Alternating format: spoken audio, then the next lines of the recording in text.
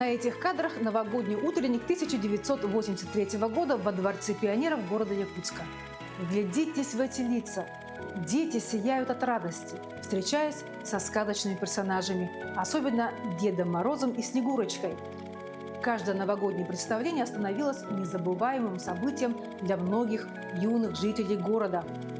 Зал Дворца пионеров украшался яркими гирляндами, елками и праздничными украшениями, создавая атмосферу чуда и волшебства.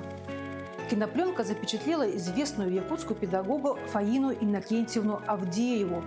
Для многих поколений горожан дворец и Фаина Иннокентьевна стали понятиями неразделимыми. В 1953 году она была назначена директором Дворца пионеров и в очень короткие сроки изменила всю образовательную и воспитательную систему, а главное – превратила дворец в центр организационной, методической и воспитательной работы с детьми.